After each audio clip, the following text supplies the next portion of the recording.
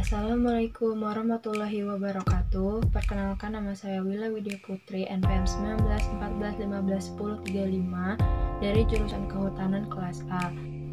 Pada kesempatan kali ini saya akan menjelaskan tentang proses pembungaan kenanga. Sebelum memulai lebih jauh, saya akan menjelaskan tentang pembungaan. Pembungaan adalah proses terbentuknya organ perkembangbiakan pada tumbuhan melalui serangkaian proses yang dipengaruhi oleh faktor lingkungan, genetis, dan hormon. Proses pembungaan mengandung sejumlah tahap penting yang semuanya harus berhasil dilakukan untuk memperoleh hasil akhir, yaitu biji.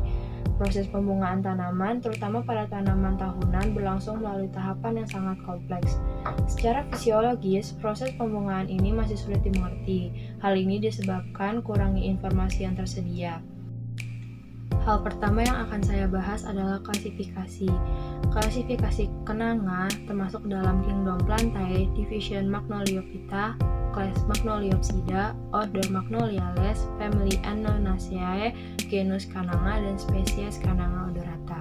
Yang kedua, saya akan membahas tentang morfologi kenanga. Pada umumnya, kenanga berbatang besar dengan diameter 70 cm sampai 100 cm, dengan tinggi mencapai 25 meter lebih. Daunnya tunggal setangkai, berbentuk bulat telur memanjang dengan pangkal daun dan ujung daun yang runcing. Panjang daun dapat mencapai 10-23 cm dengan lebar 4,5-14 cm. Bunga kenanga berbentuk bintang, berwarna hijau pada waktu masih muda dan berwarna kuning setelah masak. Bunga kenanga akan muncul pada tangkai bunga dengan jumlah tunggal atau berkelompok 3-4 kuntum. Kelopak bunga berjumlah 3 berbentuk lidah yang tertaut pada dasar. Sebuah bunga memiliki 6-9 lembar mahkota berbentuk pita, berdaging, terlepas satu sama lain dan tersusun dalam 2 lingkaran yang masing-masing biasanya berjumlah 3.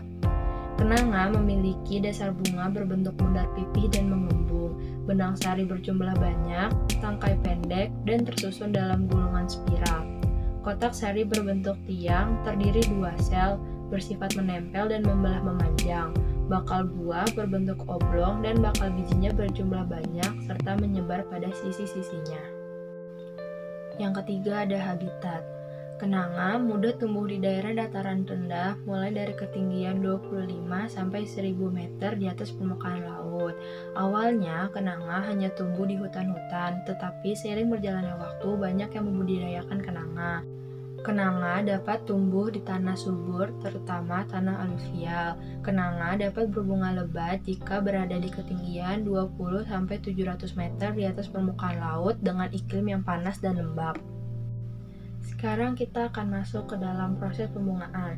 Proses pembungaan kenanga ada 4. Yang pertama, inisiasi bunga. Yang kedua, perkembangan kuncup menjadi antesis. Yang ketiga, antesis. Dan yang keempat, perontokan mahkota bunga. Tahap yang pertama adalah inisiasi bunga.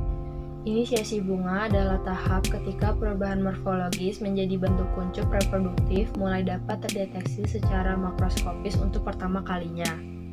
Saya melakukan pengamatan ini di Kecamatan Gunung Sindur tanggal 31 Maret tahun 2020. Pada tahap ini, ketiga bunga masih berbentuk kuncup dan masih berwarna hijau.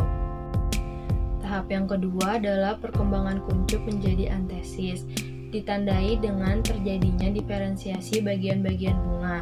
Pada tahap ini biasanya terjadi proses megasporogenesis dan mikrosporogenesis untuk penyempurnaan dan pematangan organ-organ reproduksi jantan dan betina.